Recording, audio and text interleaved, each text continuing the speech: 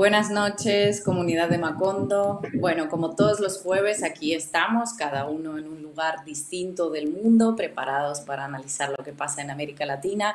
Hemos tardado 2 minutitos para arrancar porque tenía problemas con mi conexión, aparentemente. Si me oyen bien, si me oyen mal, les agradecería un comentario para ir siguiéndolo y, bueno, callarme básicamente en el momento en el que la conexión se corte.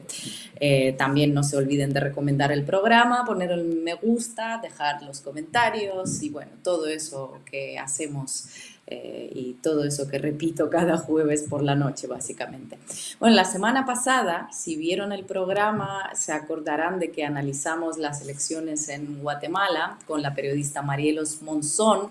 Acababa de salir a la segunda vuelta de las elecciones presidenciales de manera absolutamente inesperada. Un candidato progresista del movimiento Semilla, un candidato que al establishment se ve que no le parecía muy peligroso, por eso precisamente no se le obstaculizó de ninguna manera su participación, a diferencia de otros. Y el jueves pasado, Marielos Monzón nos dijo lo siguiente, la voy a citar, la volví a escuchar hoy porque me parece muy importante, y decía que nada está ganado, no sacaron a Jordán Rodas, si se acuerdan lo entrevistamos aquí en Macondo, no lo sacaron a Jordán y a Telma Cabrera para ahora dejarse ganar las elecciones, van a hacer todo lo posible para no perder el control, van a echar toda la carne al asador, nos decía Marielos. Bien, lo dijo y literalmente horas después, los partidos perdedores empezaron a cantar fraude electoral, exigieron que se abran las urnas y la Corte Constitucional, que parece que está bastante cooptada por el gobierno de Yamatei, bueno, falló a favor de suspender la oficialización de esos resultados de la primera vuelta. Eso en la práctica significa, bueno, la suspensión de esa primera vuelta, cuyo resultado no dejó muy contento al denominado Pacto de los Corruptos. Votaron mal los guatemaltecos, como alguien nos dijo ahora en los comentarios, según Vargas Llosa. Y nos parece tan grave lo que está pasando en Guatemala y se le da tan poca cobertura a ese país centroamericano que hoy vamos a volver allí, vamos a volver a analizar lo que ha pasado con una periodista y una amiga mía que está exiliada en España desde hace más de un año, feminista y periodista indígena de la comunidad quiché. Bueno, Lucía Exchu ya nos va a contar cómo vive ella la situación, así que vamos a pasar directos a hablar de ese tema y en la segunda parte del programa, bueno, Marco Teruggi nos actualizará sobre todo lo que está pasando en Francia, porque ¿quién mejor que Marco Teruggi para hablar de ese país, no? Bueno, vamos a arrancar ya. Buenas noches, Espero que se me Ina, buenas oiga bien noches. según los comentarios. Sí, se está escuchando perfecto, Ina. Buenas Perfecto noches, el audio. Marco, buenas noches. Y ahora dejamos de escuchar. Adelante, adelante. Ah, no, ahora sí. Buenas noches, Ina, buenas noches, Marco. Buenas noches a toda la comunidad de Macondo. Como estaba comentando Ina, vamos a empezar analizando lo que sucedió, lo que viene sucediendo en Guatemala a partir del resultado electoral del pasado 25 de junio. Ustedes recuerdan que de manera sorprendente Bernardo Arévalo del Movimiento Semilla había logrado se metió en la segunda vuelta electoral, va a estar enfrentándose a Sandra Torres, una candidata conservadora que ya participó 3 veces de elecciones, esta es la tercera, en las 2 anteriores había perdido, pero lo cierto es que 9 movimientos políticos, incluyendo a Vamos, que es lo que vendría a ser el oficialismo del gobierno actual en Guatemala, y también al movimiento UNE de Sandra Torres, impugnaron el proceso electoral, el primer proceso electoral del 25 de junio ante la Corte Constitucional, que tuvo bien la Corte ordenarle al Tribunal Supremo Electoral que no se contabilicen las actas, o entrar en un proceso de suspensión hasta que se evalúen las denuncias de irregularidades, que por cierto, en esas denuncias originales abarcaban un porcentaje muy menor de actos. Pero bueno, todos los movimientos, todos los 9 movimientos que que hicieron esa impugnación ante la Corte Constitucional con éxito, porque la Corte les dio la razón en el sentido que le ordenó al Tribunal Supremo Electoral interrumpir ese conteo, son movimientos de la derecha o cercanos al gobierno o que presentaban candidaturas de la derecha, que algunas de ellas quedaron muy relegadas, y todo parece ser un intento desesperado de impedir que se produzca la segunda vuelta, donde a esta altura parece claro que Bernardo Arévalo tiene muy buenas chances de ganar. Para analizar esto es que contamos con la presencia de la periodista guatemalteca Lucía Ichiu, que como estaba comentando Ina, se encuentra allá hace un año exiliada en este momento, creo que en Bilbao, en España. Buenas noches, Lucía, gracias por acompañarnos en Macondo. Bueno, buenas noches. Shbeki Jimonogel, Lucía Chule Nubil y Naj Paichimuleu. Buenas noches a todas.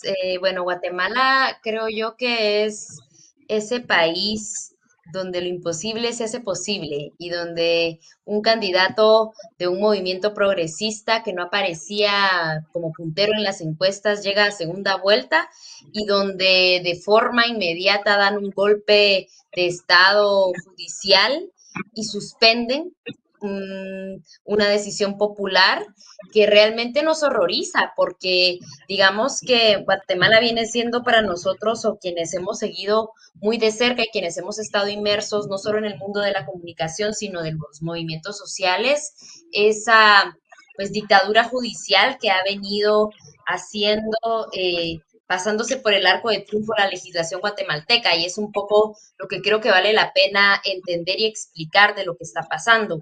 El ente facultado dentro de la legislación guatemalteca para resolver cualquier tipo de anomalía dentro del proceso electoral es el Tribunal Supremo Electoral, no la Corte de Constitucionalidad. Y entonces, cuando vienen partidos que están inconformes con los resultados, inmediatamente a la Corte de Constitucionalidad a pedir que se retrotraiga el proceso, están básicamente pasándose por el arco del triunfo el debido proceso, la legislación, y no es ahí donde tuvieron que haber presentado todos sus alegatos o los amparos, o etcétera, etcétera. Era en el Tribunal Supremo Electoral. Y la Corte de Constitucionalidad no estaba facultada, digamos, para hacer.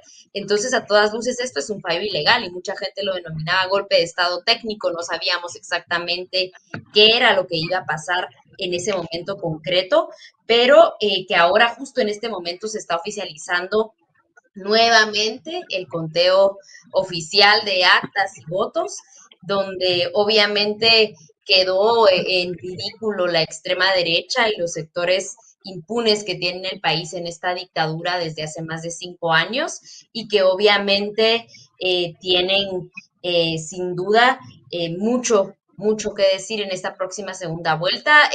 No han permitido que el Tribunal Supremo Electoral oficialice los resultados y nosotros desde ese día no hemos dormido. Mucha de la comunidad de gente guatemalteca que estamos en el exilio, hemos estado literalmente en vela de qué diablos va a pasar con la decisión popular, porque la decisión popular, lo ha dicho la gente en las calles, pues se decide en las urnas, no en las cortes.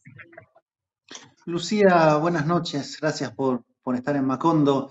Estaba viendo los resultados. Sandra Torres logró 881.000 votos, Bernardo Arévalo 654.000 y el tercero, Manuel Conde, 435.000. O sea, hay más de 200.000 votos de diferencia entre Bernardo Arévalo y el tercero.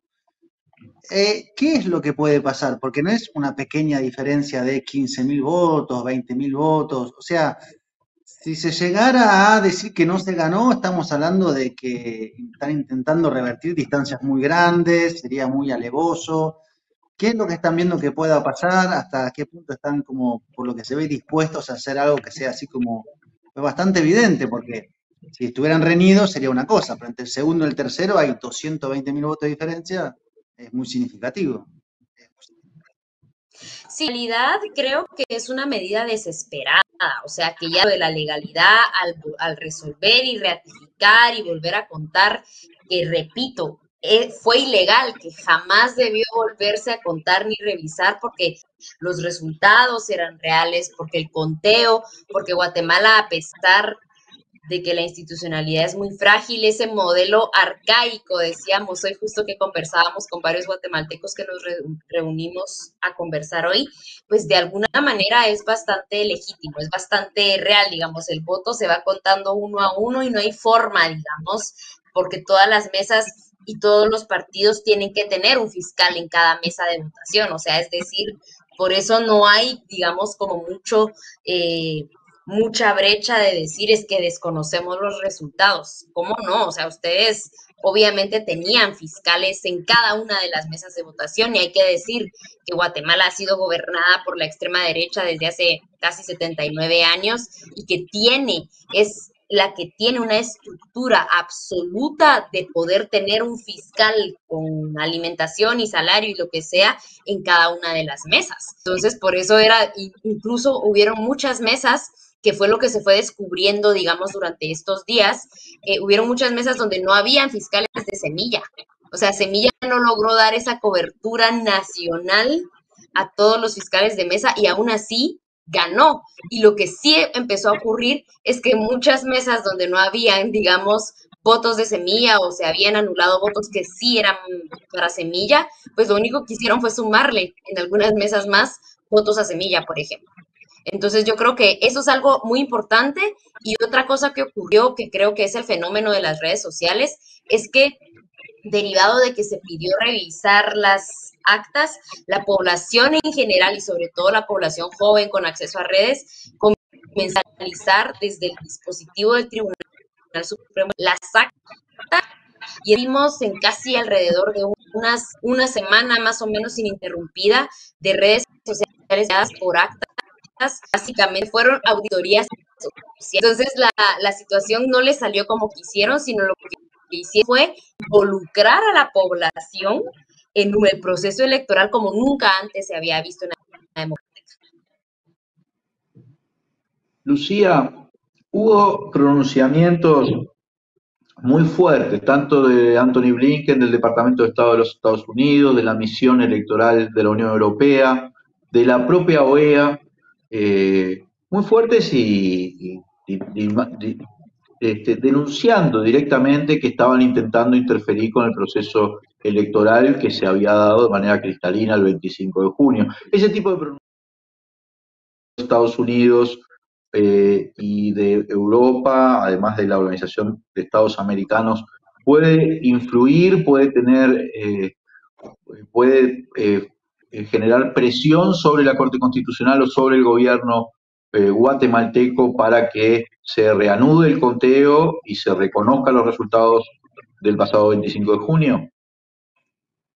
Bueno, en realidad para mí, digamos, debería de ser, o sea, ya suficiente, digamos, con este nuevo conteo de votos ilegal, arbitrario, inconstitucional, que creo que es lo que repito y trato de que quede como muy claro.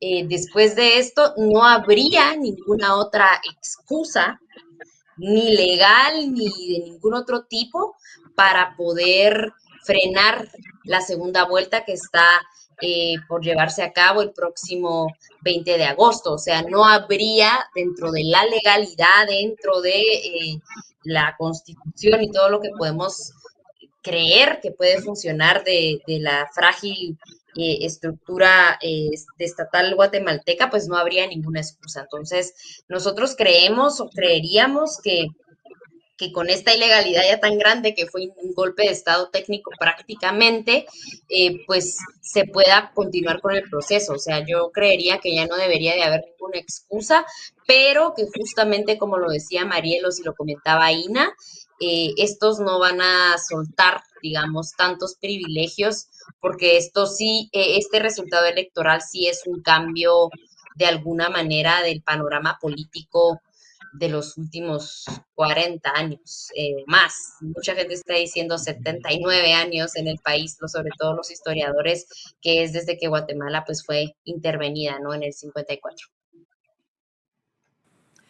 Lucía, yo te quería preguntar por el papel mediático, eres periodista, estás muy pendiente de lo que pasa en Y decía Marielos también, ¿no? Que ya habían empezado una suerte de campaña negativa contra Bernardo Arévalo, que salieron a decir unos curas que era un anticristo, que había, bueno, pues una serie de ataques en redes sociales. Te quería preguntar un poco la evaluación de, bueno, pues el trabajo mediático dentro de Guatemala y también medios internacionales, porque me sorprende una cobertura tan escasa de reportajes de un minuto apenas en un par de canales y poco más, y bueno, algún que otro artículo en medios como El País, obviamente, y ya, nada más. ¿Por qué pasa esto? Bueno, primero creo que Guatemala ha sido asusada desde justamente la intervención de 1954 de la CIA con el fantasma del anticomunismo. O sea, eso yo creo que es fundamental entenderlo, ¿no? Ese discurso de los comunistas come niños y de están ya nuevamente vigente. Guatemala es un país que ha normalizado y naturalizado ese tipo de discurso terrorista, digamos, complotista, en el cotidiano, digamos, en el día a día. Y básicamente la iglesia evangélica neopentecostal juega un rol muy importante en la difusión de este tipo de mensajes y eso ya está saliendo y eso ha salido y obviamente está ahora con mucha más fuerza. Yo creo que eso es algo innegable y que es de los elementos importantes, digamos, a la discusión. Pero algo que nosotros estamos viendo es que el sentido del humor que permiten los memes y otro tipo de comunicación, que es lo que nos ha abierto en los últimos años, ha permitido como ir generando otros canales a lo interno del país de información y de opinión. Guatemala tiene un monopolio, todo en Guatemala es un monopolio de todo tipo. El monopolio de los medios responde obviamente al discurso oficial del gobierno y de la extrema derecha. Entonces, obviamente, esta maquinaria está perdiendo de alguna manera la credibilidad que hace 20 años tenía, por ejemplo. Yo creo que ese es un resultado, digamos, también de cómo estos medios están perdiendo básicamente el poder que tenían.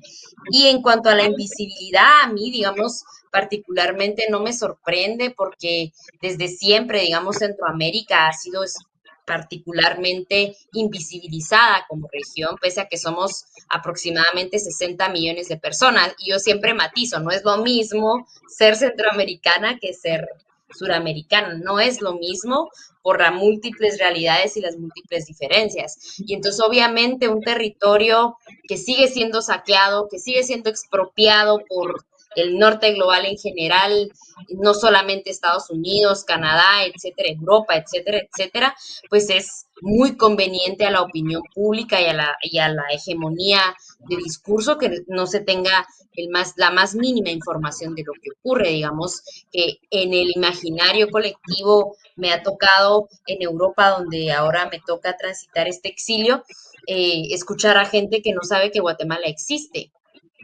O sea, como país, digamos que yo digo que soy de Guatemala y se me quedan viendo así con cara de, bueno, ¿y eso dónde es? ¿O eso qué es? Y entonces me preguntan que si es México. Entonces tengo que, ahora que cada vez que voy a dar alguna charla de sensibilización o lo que sea para hablar del tengo que poner un mapa y explicar que hay una región que se llama Centroamérica.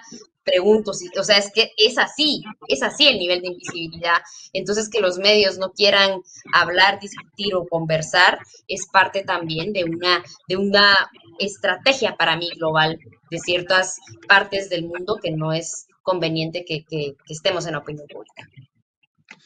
Lucía, retomo esto último que decías y te hago la pregunta. De hecho, con Guatemala tristemente hay un juego de palabras que es lo más conocido de Guatemala. Y yo tengo amigos guatemaltecos que cuando alguna vez hice ese juego de palabras me frenaron en seco diciendo, ¿cómo vas a seguir con ese dicho de Guatemala y Guatepeor, ¿no? Pero desgraciadamente se ha instalado por ese famoso juego de palabras. Preguntarte por Bernardo Arévalo, ¿qué hay en su voto? ¿Qué sectores vieron en él qué cosa? ¿Por qué dio ese batacazo? ¿Qué expresa? ¿Y por qué evidentemente está incomodando a lo que se podría llamar el statu quo o la forma en la cual está ordenado Guatemala? las dos cosas, qué expresa su crecimiento y qué es lo que está representando como amenaza. Bueno, yo creo que es que son muchas cosas, o sea, en el plano de lo simbólico, si lo vemos de esta manera, Bernardo Arévalo es el hijo de Juan José Arévalo, o sea, estamos hablando del primer presidente de la Revolución Guatemalteca, o sea, esto no es poca cosa, de la primera revolución, digamos que hubo, bueno, la segunda, en América Latina, o sea, no estamos hablando de cualquier cosa, pienso yo. Creo que eso es importante en el plano solamente de lo simbólico. Yo creo que eso de por sí ya es histórico, digamos, en la historia tan sombría que tiene la finca guatemalteca, porque yo siempre lo he dicho, ¿no? Guatemala no es un país, es una finca. Creo que Bernardo Arévalo representa esa esperanza, digamos, de transformación y de la posibilidad de poder ser país, porque creo que todos esos 10 años de la revolución del 44 al 54 fueron fundamentales para sentar bases en lo poco que pudo construirse de país, como Guatemala, los derechos laborales, la autonomía universitaria, escuelas tipo federación, etcétera, etcétera. Y eso es algo que todavía, pese a la privatización y pese al desmantelamiento de las entidades estatales que desde el 54 para acá se ha venido haciendo, es algo que la población recuerda. O sea, eso es algo que continúa, digamos, en el imaginario colectivo. Y más allá de eso, yo lo he recalcado y lo he dicho siempre, este resultado electoral no es necesariamente el resultado de un partido político como tal, sino es el resultado de más de 40 años de lucha en las calles, en los medios, en las redes, de los movimientos sociales y de la coyuntura última grande que hubo de movilización en el 2015, de la lucha, digamos, en contra de la impunidad y de la corrupción. Yo creo que eso es algo, digamos, fundamental que en el caso particular guatemalteco ha tenido, digamos, mucho que ver con lo que representa. Bernardo Arévalo representa la lucha popular juvenil del movimiento estudiantil del 2015 a la fecha, representa, pues eso, representa lucha, representa organización, más allá, digamos, del partido político. Y lo que sí creo que a los politiqueros, que a los criminales que tienen secuestrado el país, no les salió bien, es que en este momento, digamos, Semilla venía siendo un partido que no se había podido convertir en un símbolo y creo que con lo que hicieron de volver a contar los votos y no respetar esa decisión popular los hicieron más grandes, ¿no? Porque creo que eso es algo fundamental y que en los momentos políticos te la juegas, ¿no? Yo creo que la derecha se la jugó y creo que no le salió del todo.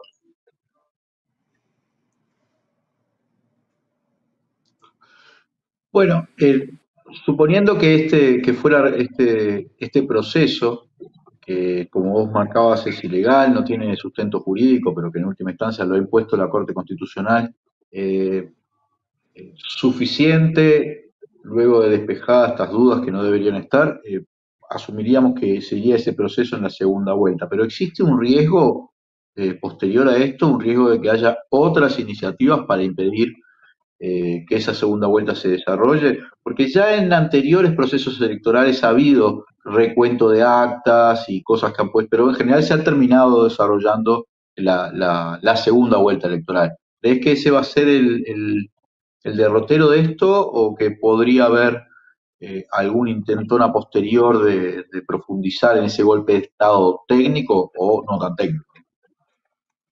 Exactamente, o no tan técnico, creo que eso es bien importante. Bueno, yo particularmente creo y pienso que, digamos que en el horizonte cercano, pues lo que se avisora es la segunda vuelta el 20 de agosto. O sea, eso es lo que yo te plantearía.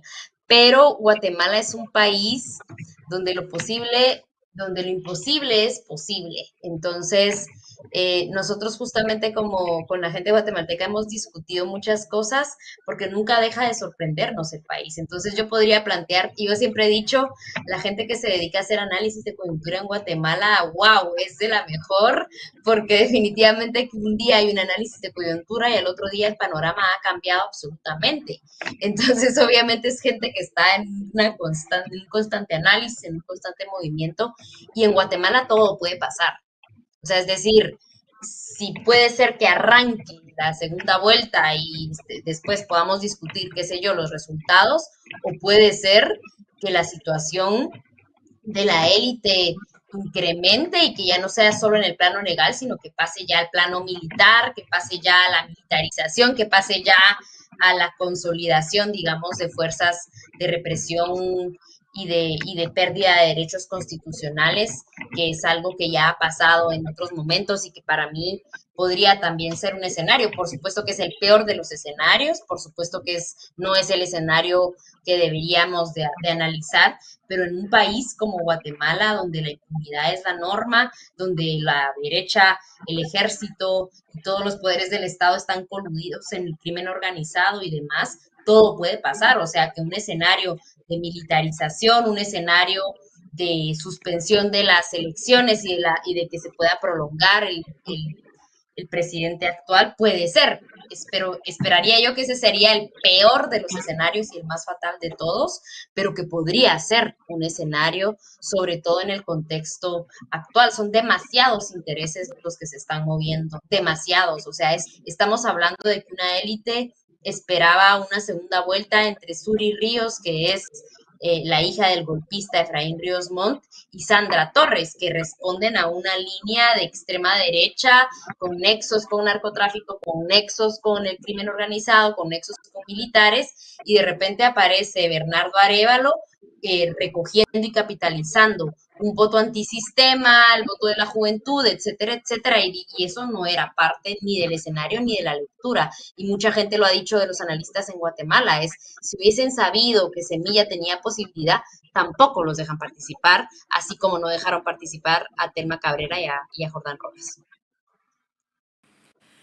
Lucía, ya para finalizar, me parece muy interesante tu historia personal porque es un poco una ilustración, ¿no?, de lo que significa intentar hacer las cosas de otra manera en Guatemala para, bueno, pues terminar con un pasaporte y asilo político oficial. Ese pasaporte lo he visto, Lucía una vez me lo mostró. Es bastante tremendo, ¿no?, ver algo así y entender cuál es la historia de una persona detrás de ese documento.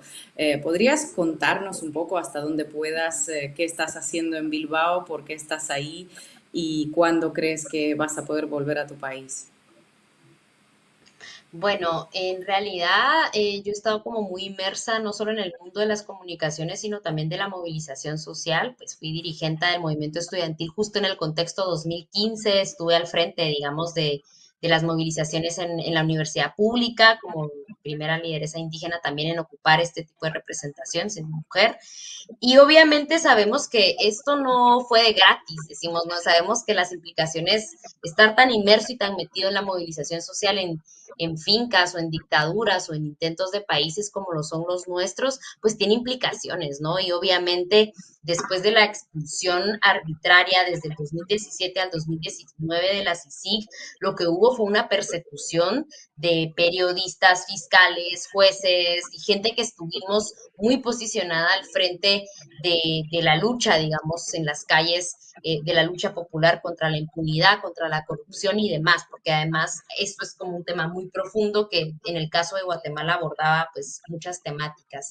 Y a raíz de eso, ¿no? Se empezaron a crear casos y nosotros también teníamos como mucha presencia en calle, mucha presencia en movilización social. Y bueno, una de estas movilizaciones en el contexto de pandemia, porque creo que es importante mencionarlo, el gobierno de Alejandro se robó el presupuesto íntegro para vacunas a la población, que eran alrededor, ya ni siquiera el monto, eran 200.000 millones de dólares de un préstamo del BCI, si no estoy mal.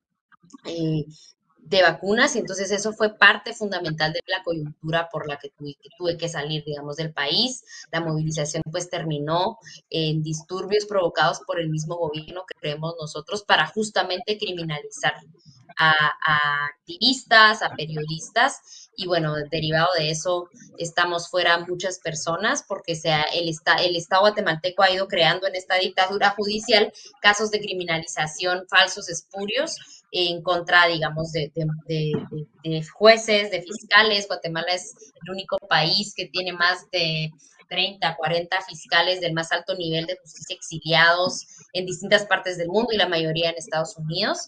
Y entonces, bueno, eso es parte, digamos, de lo que nos está tocando a vivir a esta nueva generación de actores políticas y políticos que estamos queriendo transformar las cosas. Entonces, bueno, yo estoy viviendo en Bilbao porque pedimos asilo en el Estado español hace más o menos 2 años.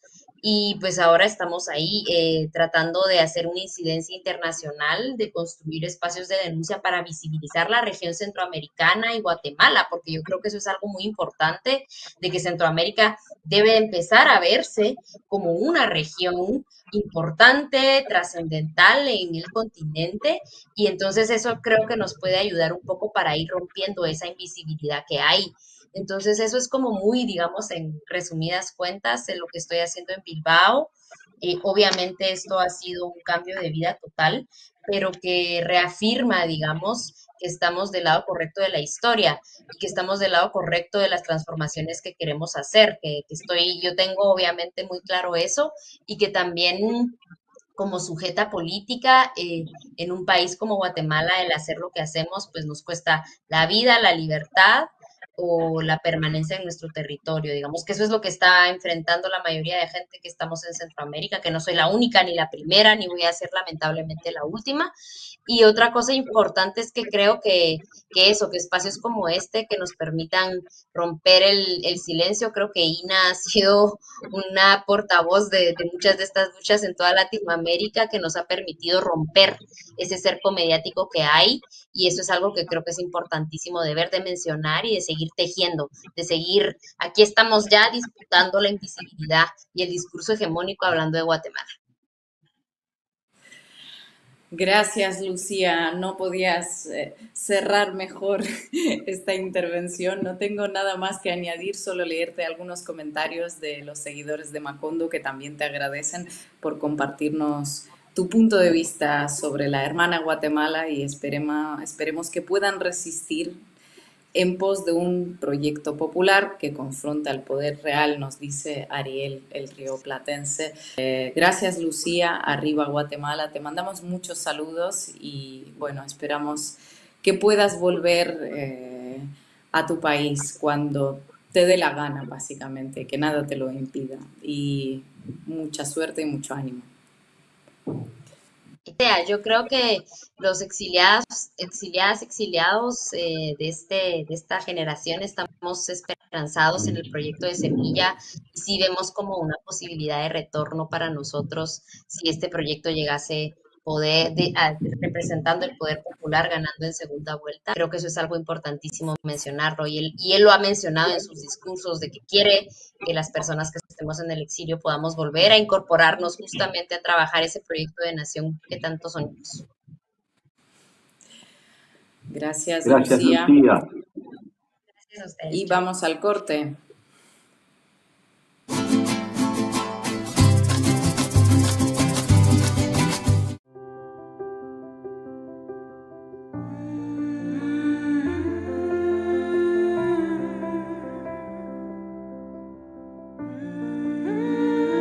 Vos agradecés contar con el mejor equipo médico.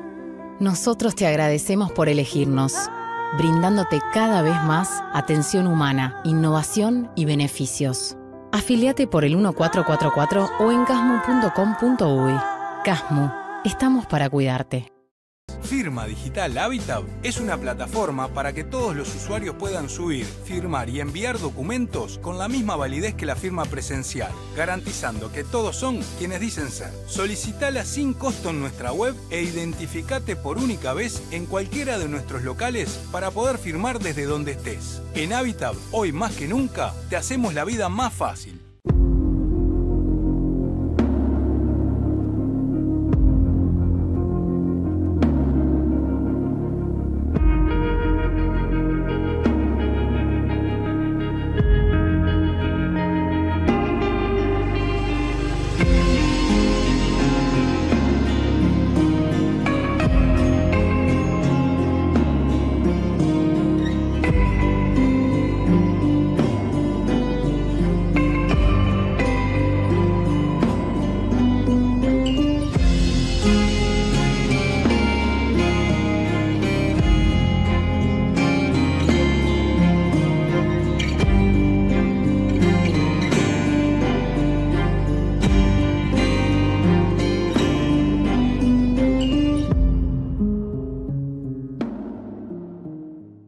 A veces estamos muy en la chiquita.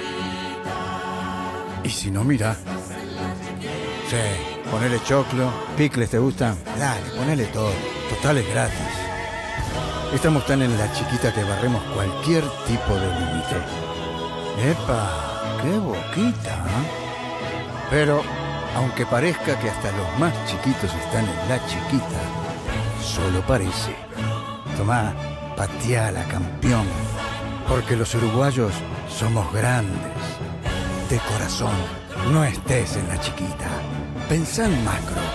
Cuanto más compras, menos pagás. Macromercado es negocio. En lo que va del periodo, el recorte en la ANEP supera los 150 millones de dólares. Pueden y deben rendir más. Que no te recorten el futuro. FENAPES.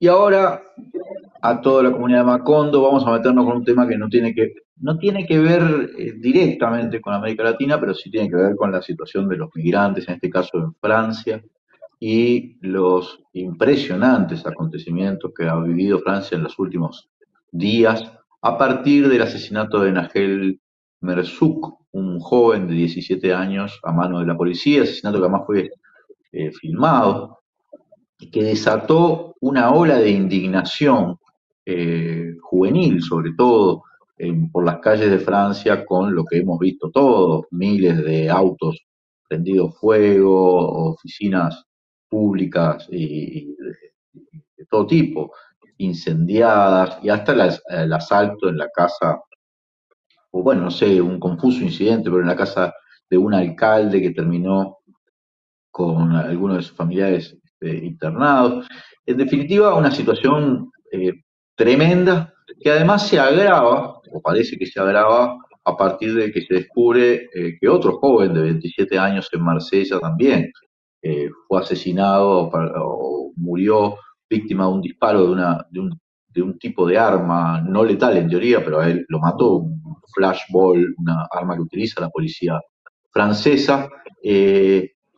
Y se espera para este fin de semana, para el próximo sábado, una movilización multitudinaria. Los incidentes siguen.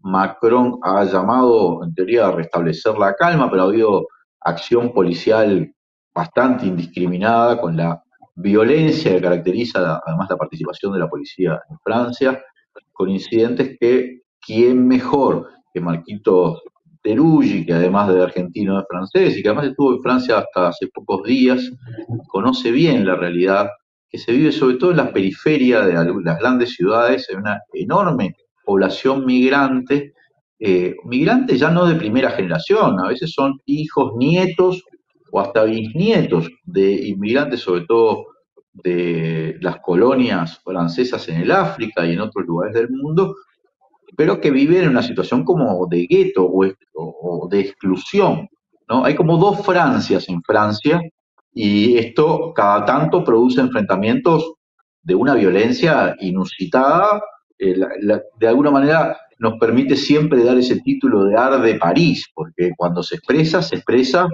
y se expresa con violencia, con fuego, con represión, con todo lo que estamos viendo en este momento, y que Marquito nos va a tratar de explicar, de dar algunos detalles de lo que está sucediendo, de las causas que esto tiene y de la manera en que pueden seguir los acontecimientos. Bueno, voy a empezar con algunos datos, como para graficar, digamos, el volumen callejero de lo que pasó. Los datos oficiales que dio el ministro del Interior el día de ayer, que fue a declarar ante el Senado justamente a brindar algún tipo de diagnóstico de la situación. Bueno, en 6 noches hubo 3.500 detenidos. Dato. De esos 3.500, la mayoría tienen entre 17 y 18 años. El más joven, 13 años. Digo, para graficar un primer tema que es la alta juventud de quienes estuvieron en las calles. Hubo 2.500 edificios atacados. hubo 105 alcaldías o intendencias, depende cómo se diga, atacadas, 273 comisarías atacadas, 168 escuelas atacadas y hubo 12.000 autos quemados y unos 25.000 incendios de basuras y un montón de objetos. O sea, fue de una contundencia, yo diría, realmente impactante. Porque el último escenario similar había sido en el 2005, que había durado 3 semanas, pero en este caso fue más corto, pero el nivel de impacto fue similar al del 2005, pero en un tercio de tiempo. Y fue mucho más grande a nivel geográfico. Fue no solamente las grandes ciudades, sino también las ciudades medianas, algunos pueblos más chicos. Incluso una ciudad que se había mantenido, digamos, sin incidentes en el 2005, que fue la última gran escena de esta naturaleza, como es Marsella, ahora literalmente Marsella ardió. No sé si vieron las imágenes, pero fue impactante, digamos. La verdad que es como suele pasar, uno está como acostumbrado a algún tipo de registro de imágenes, pero la verdad que en este caso, ahí estamos viendo al joven Nael en las imágenes y el auto amarillo donde estaba y lo mataron. La verdad que las imágenes son impactantes. Antes de lanzarme al diagnóstico, no sé, Ina, ¿qué viste de las imágenes? ¿Qué te causaron? ¿Qué pensabas cuando veías eso? Porque no suele pasar todos los días ni en todos lados. Sí, lo que pasa que desde aquí, más o menos, o desde Rusia, estoy bastante acostumbrada a ver esas imágenes precisamente desde Francia. Cuando se arma algo en Francia, una manifestación, una protesta, siempre termina, o casi siempre, corregime si no tengo razón, termina derivando en, bueno, unos disturbios bastante impresionantes a nivel de imágenes. Coches quemados, escaparates rotos, no sé si ha habido actos de vandalismo también, ¿no? Que no sé, creo que te he escuchado en el podcast, en la revista Crisis, y estaban ustedes comentando de que la gente entraba en tiendas a saquearlas. En todo caso, a mí todo este tipo de enumeración de, bueno, de mobiliario roto me parece bastante irrelevante, porque creo que, y de eso a ver si podemos analizar, ¿no? Lean arrancó un poco, tú también lo tocaste, hay razones detrás que hacen que llevemos, no sé, 4 décadas, bueno, yo no, pero que la gente lleve 4 décadas analizando protestas por el estilo que se dan en Francia, con ciudadanos franceses, porque podemos estar hablando de origen de estos chavales, de estos jóvenes, de que los padres algerinos o de donde sea, pero son franceses, nacieron en Francia, a lo mejor apenas hablan árabe y resulta que en 2006 pasa exactamente lo mismo. En los años 80 con el Malik Uzeki, hasta una película rodada hace poco, pasa exactamente lo mismo y hay, bueno, pues una parte importante que no se está analizando, al menos en los medios de derecha franceses grandes, o al menos no lo vi yo, que es la violencia policial, ¿no? ¿Qué hacemos con la violencia policial? ¿Qué hacemos con esa exclusión? ¿Y qué hacemos con estos centenares de jóvenes que aparentemente ni siquiera se sienten identificados con el país en el que nacieron, crecieron y vivieron, ¿no? Es como una suerte de colonización interna, no sé cómo lo ven ustedes. Tiro el último dato y empiezo a poner algunas variables de análisis. De los 3.500 detenidos, 90% son franceses, 10% son extranjeros, por lo cual efectivamente refuerza lo que se sabía, que los que están saliendo a las calles son, yo diría ya la tercera generación que lo hace, porque primero lo hicieron en los 80, después en el fin de los 90, 2000 y ahora los más chiquitos están saliendo. Por lo tanto, evidentemente hay un problema muy profundo, o que se va profundizando, que cada vez que emerge es más radical, y esa radicalidad, digamos, se expresa de dos maneras. Hubo efectivamente muchísimos saqueos, saqueos además a tiendas de ropa, tiendas de lujo, concesionarias de moto, de automóviles, o sea, saqueos de, digamos, de objetivos bien precisos, y después todas las instituciones del Estado quemadas, ¿no? Y ahí está tal vez como lo principal en términos de análisis político. Yo creo que es un estallido hipercapitalista y un estallido a su vez como contra una opresión que es doble. Es una opresión por clase social, por la falta de perspectiva de futuro, la alta desocupación, la desocupación que se transmite de generación en generación, y a su vez por el cruce entre clase social y color de piel, digamos, ¿no? Entonces ahí se da esa zona de particularidad. Porque es un sujeto muy particular. Vos decías, Sina, que estás acostumbrada a las imágenes, porque yo imaginaba cuando hablabas del 2019 que fueron los chalecos amarillos. Los chalecos amarillos y quienes salen ahora son dos sujetos diferentes. Ambos, en términos muy básicos, son de la misma clase, pero unos son la Francia más periférica, rural, más de color blanco de piel, más tradicional, y estos son la Francia de las periferias urbanas, sobre todo en gran parte procedentes de la inmigración. Son dos sectores de la clase. Ambos estallan con 3 años de diferencia, ambos expresan un inmenso malestar, una profunda crisis económica, que no es un estallido de la economía, pero sino que es una degradación permanente, y ambos se manifiestan en tiempos diferentes, con, digamos, metodologías también diferentes. Está el tema de la policía. Yo lo hablaba con un amigo abogado también, me decía, el problema no es solamente, digamos, los abusos policiales, que son más altos que en otros países de Europa, y que además tienen muy claramente esta lógica como de prevención, que es la detención permanente y a veces el uso de las armas de fuego, sino que además hay una impunidad para quienes lo hacen. O sea, hay un marco de justicia que le da un respaldo, que es lo que plantea Jean-Luc Mélenchon, que es, hay que revisar la justicia. Porque acá tenemos un problema de impunidad para quienes lo hacen. Y después, para no estirarme demasiado, con respecto a la identidad hay todo un tema, ¿viste? Porque se viralizaron imágenes de jóvenes que dicen que no se sienten franceses. La verdad no está cuantificado, pero yo me atrevo a decir que esa porción es una porción minoritaria. Que en general hay identidades múltiples, identidades complejas, identidades... Pero esto de yo soy de acá y odio Francia y no me siento... Creo que se viraliza mucho porque es impactante escucharlo. No creo tampoco que represente a la mayoría. Tal vez sí es más presente en las zonas donde ya solo queda casi población que proviene de la inmigración. Ahí es tal vez más notorio. No me atrevería a decir eso. Y creo que incluso ese fenómeno es más fuerte en países anglosajones, por ejemplo, del no sentirse parte. Pero no sé, lo planteo porque no está cuantificado. Lo planteo porque cuando fue el Mundial, por ejemplo, el último, y le decían a los jugadores de Francia que no eran franceses, los primeros que se indignaban eran ellos, diciendo, che, pero, o sea, no hay nada más racista que decirnos que no somos franceses y nosotros cantamos el himno, nacimos acá, fuimos a la escuela acá y nos sentimos de acá.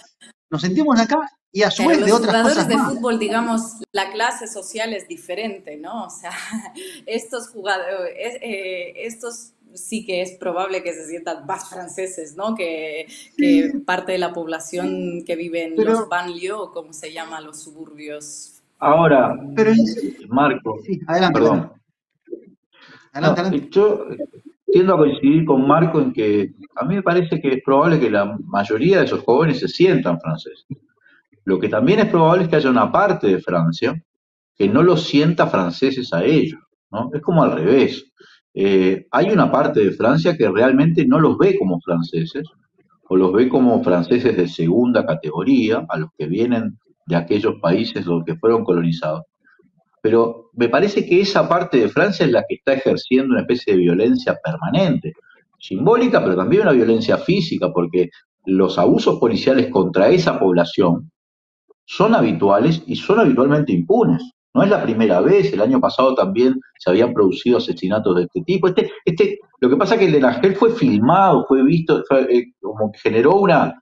Pero no es lo que... Esto sucede habitualmente, entonces es como un otro para un sector de la población francesa, que además tiene expresión electoral, porque es un sector que presenta candidaturas, que pelea, disputa las elecciones, que tiene voceros como Marine Le Pen, como este otro, ¿cómo se llama? Zemmour, que es tremendo, ¿no? Con un discurso que, de hecho, es un discurso que remite a una Francia de tradiciones centenarias, como si Francia fuera algo que precede a estas últimas generaciones. En cambio, estos muchachos, estas muchachas jóvenes, que se sienten franceses, perciben claramente que hay una parte de la sociedad que los rechaza y que además la estructura económica los excluye. Entonces, me parece que por ahí se produce, sí, unas respuestas hiperviolentas que demuestran este problema de integración o este problema de exclusión interna. Pero, repito, porque capaz que es sutil y capaz que no se entiende muy bien lo que trato de expresar. Me parece que lo que dice Marco es muy cierto. Se sienten franceses ellos. El problema central está en si hay una parte poderosa de Francia que no los siente franceses y no los trata como franceses, salvo cuando ganan una Copa del Mundo, ¿no? Y hasta ahí nomás, porque también los miran ahí como precariamente franceses, ¿no? Tal vez si ganan la Copa los sienten un poquito más franceses, pero no del todo. Una cosa, hablando, como ya que lo mencionaste, a Semur, y bueno, voy a aprovechar a hacerle una pregunta a Marco. He visto que Semur ha hablado directamente de la guerra civil, ¿no? Y la policía ha sacado un comunicado refiriéndose con unas palabras muy bruscas a la gente que estaba protestando. Creo que pusieron hasta el hashtag guerra civil.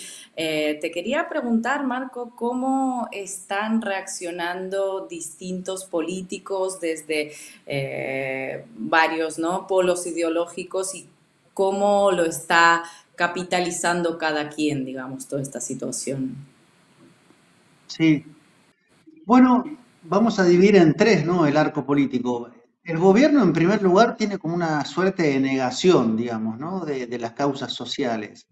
Esgrimió tres razones principales. Una, los videojuegos, que serían un vehículo de una violencia que luego se ejercía por los jóvenes, ¿no?, una suerte de cultura de la violencia alimentada por los videojuegos.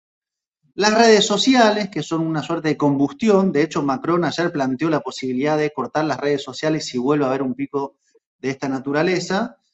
Y finalmente cargó las tintas contra los padres y las madres de los menores de edad, planteando incluso la posibilidad de un castigo financiero para quienes tengan hijos menores de edad que cometan este tipo de delitos. O sea, el problema no sería de la política, de la sociedad, de la república, sino de las familias que no tienen la capacidad de educar a sus hijos, que es lo que corresponde a un padre o una madre. Así que videojuegos, redes sociales, padres, madres, pero no hay, me parece, no lo quiere abrir un debate sobre las causas de la policía, de la discriminación. Naciones Unidas lo dijo, la policía francesa es profundamente racista, digo. Después, Mélenchon o la izquierda está dividida. Hay un sector de la izquierda, más de centro izquierda, que se sumó al discurso de condenar la violencia como bandera principal, y Mélenchon quedó en una posición de intentar salirse de ese marco como de declaración condenatoria, planteando las causas, ¿no?, las causas políticas y por lo tanto la respuesta política, causas de la desigualdad, de la desinversión estatal ligada al proceso neoliberal, de la falta de justicia en los casos de gatillo fácil, de la ley del 2017 que favorece al uso de las armas de fuego de la policía cuando la gente no coopera, ese conjunto. Y él no entra en el debate de la identidad. O sea, Mélenchon, escúchenlo, no se mete por el lado de eso. Pone un debate de clase y de desigualdad. Y la extrema derecha, hay dos, ¿no?, que la decía Leandro. La familia Le Pen, que plantea el cruce inmigrantes-delincuencia, inmigrantes-inseguridad, esta idea de siempre lo dijimos, había que cerrar las fronteras hace mucho tiempo, que es un discurso medio clásico. Y el otro es Zemmour, que efectivamente plantea la guerra civil. Él lo dice desde hace un tiempo, esta idea de que estamos en los albores de una guerra civil. Y acá viene lo complicado, porque no es una guerra civil que fuera una guerra civil en términos de ideas, sería una guerra civil étnico-religiosa, como un choque de civilizaciones, ¿no? Como entonces está la civilización occidental, cristiana, blanca, francesa, que está siendo invadida por otra civilización árabo-musulmana, africana. Ambas serían incompatibles y esto está llevando a un punto de choque inexorable donde ambas se van a terminar enfrentando, ¿no? Es una suerte de escenario distópico que finalmente lo que plantea es que es imposible construir un común, digamos, ¿no? No hay posibilidad de que esta Francia, que tiene diferentes rostros, que tiene diferentes ya múltiples orígenes, que siempre los tuvo, pueda llegar a un nosotros, nosotras común, digamos. Ese imaginario de guerra civil está creciendo. Estuvo evidentemente en tendencia de Twitter. Hay una película que salió el año pasado, que se hizo muy famosa en estos días, que se llama Atenea, que básicamente muestra un levantamiento de esta naturaleza en un barrio y termina planteando la hipótesis de la guerra civil. La plantea Michel Houellebecq, el escritor. Es algo que está como flotando, ¿no?, en un país que no tiene tanta historia de guerra civil, no sé, como Estados Unidos. Entonces, yo no digo para nada que haya un horizonte de guerra civil, pero cuando la idea empieza como a abrirse paso ante la gente, ya que esa idea vaya como ganando espacio en los imaginarios, bueno, da cuenta del clima social de época en el que se está, ¿no? A mí recuerdo, Marco, ¿te acordás que en algún momento, en los inicios del año 2000, luego de los ataques del 11 de septiembre, se puso de nuevo de moda aquel libro de Samuel Huntington, el choque de civilizaciones, describiendo sobre todo las civilizaciones atravesadas por grandes religiones, pero básicamente en este discurso de la occidental y cristiana contra la islámica, musulmán, ¿no? Y a partir de ahí se han justificado culturas políticas en torno a esa oposición, ¿no? Observemos ahora en España, creo que Ina nos puede contar mejor, pero hace unos días hubo un asesinato en España y estuvieron insistiendo en que había sido un magrebí hasta que se descubrió que la persona que había cometido ese asesinato era un español, Jesús, que además es español, hijo de español. Pero la derecha trató de instalar que había sido un inmigrante, ¿no? Esto es un fenómeno que se da en Europa y en Francia naturalmente se da, y está planteado en esa cosa media interseccional que cruza además a esas poblaciones porque pero son lo plantea, poblaciones Leandro, la poblaciones. derecha más rancia y criminal, al menos aquí en España. O sea, lo plantea Vox, que ni siquiera el Partido Popular se atreve a tanto, digamos. Y No, yo estoy de acuerdo que lo afortunadamente plantea. son una minoría. Después que los medios les pongan plataforma es otra cosa, pero afortunadamente... Lo plantea Vox,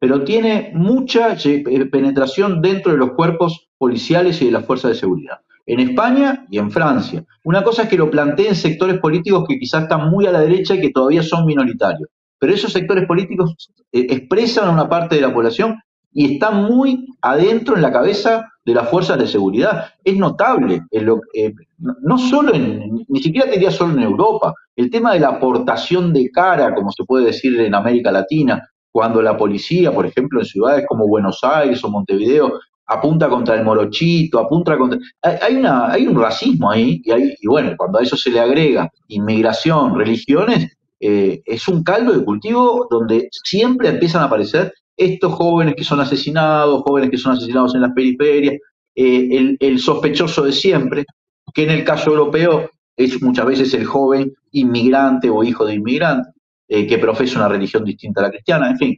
Me parece que eso está ahí y que es un correcto, no sé qué opinan ustedes, pero me parece que es un intento correcto el que hace Mélenchon de tratar de situarlo en una dinámica más de clase y económica, porque si entramos en los discursos identitarios, es cierto que hay una parte de la población, una buena parte de la población, que es permeable a los discursos identitarios. Las derechas han crecido hablando en contra de la migración en toda Europa, no solo en Francia, ¿no? Totalmente de acuerdo contigo. No entremos en los discursos identitarios básicamente porque van en contra de los derechos humanos. Entonces no hay mucho más que hablar aquí. A mí me pareció muy importante también dentro de lo que dijo Marco, y creo que no lo analizamos mucho, es el tema de neoliberalismo, desinversión, desatención. Y no sé cuál de los políticos habló precisamente de que son jóvenes que están mal educados y hablaron de la mala educación. No sé cuál fue de los voceros, pero es muy llamativo que habría que revisar las dinámicas de inversión, por poner un ejemplo, en la educación pública, ¿no? En estos suburbios en los que viven, las dinámicas de inversión en sanidad pública, en reparación de edificios en mal estado. Según he leído el otro día en el Le Monde Diplomatique, están recortando prácticamente desde los gobiernos de Jacques Chirac. Con lo cual, ¿qué es lo que queda a estos barrios? Esta es una interesante que no sé, Marco, si está sobre la mesa. El debate de recortes permanentes. Sí, y hay dos posiciones. Mélenchon lo plantea como algo central para explicar, digamos, la situación de desigualdad creciente. Nota al pie, digamos, hay que leer a Tomás Piketty, que lo que hace es explicarte cómo la sociedad está siendo cada vez más desigual. Digo, este es el trasfondo económico. Pobres cada vez más pobres, trabajadores cada vez más precarios y ricos cada vez más ricos. Eso es la columna vertebral, ¿no?, de la explicación. Y eso, Macron es la política neoliberal que viene gobierno tras gobierno, pero al contrario, Zemmour lo que plantea es, le hemos dado demasiada ayuda social a esta gente y son tan bárbaros, tan incompatibles, tan inasimilables, que al final es tirar dinero a ningún lado, porque no quieren, porque no se sienten, porque nos detestan, porque nos amenazan. Entonces no tiene sentido seguir invirtiendo en esta población que es una amenaza para nuestra identidad. Ese es el nivel del debate en el que estamos planteando, que es realmente la tesis del racismo, ¿no? Hay una población con una esencia, esa esencia es inmodificable y por lo tanto es imposible convivir. Ahora, así nació la extrema derecha francesa, de la familia Le Pen, cuyo padre fue a pelear a Argelia para impedir que hubiera la liberación de Argelia. Ahora, eso también implica lo que decía Leandro, esta idea de que hay una Francia nostálgica y poética que era, digamos, en un punto fabulosa, donde la gente era feliz en pueblos con campanarios y vivían todos armoniosamente hasta que llegaron los bárbaros, digamos, ¿no? Primero, es negar que Francia, digamos, es una sociedad históricamente construida sobre la inmigración.